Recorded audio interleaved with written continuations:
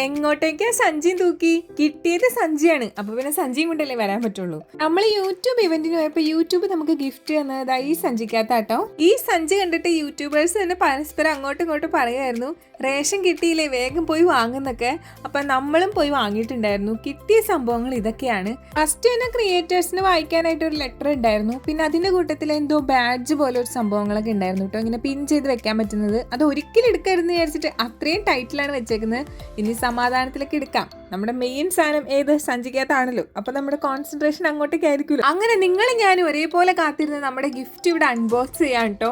സംഭവം എനിക്ക് നല്ല ഇഷ്ടപ്പെട്ടിട്ടുണ്ടായിരുന്നു. രാത്രിയിലായിട്ട് ഇത് കൂടുതൽ ഭംഗി. കാരണം വേറെ ഒന്നല്ല, ഇതിന്റെ പിന്നിലായിട്ട് ഒരു സ്വിച്ച് ഉണ്ട്. ആ സ്വിച്ച് ഇട്ടാൽ ലൈറ്റ് കത്തും. അപ്പോൾ അത് കാണാൻ നല്ല രസമാണ് കേട്ടോ. പിന്നെ അതിൽ വെണ്ടയ്ക്ക അക്ഷരത്തിലെ ക്രിയേറ്റർ എന്നിങ്ങനെ എഴുതി വെച്ചതിനാണ് ഇങ്ങനെ അഭിമാന പുളകതിയാവുമായിരുന്നു. അപ്പൊ ഇത് തന്ന യൂട്യൂബും കിട്ടി ഞാനും കണ്ട നിങ്ങളും ഹാപ്പി അല്ലേ? എന്നാ പിന്നെ ഞാൻ പോട്ടെ, ബൈ.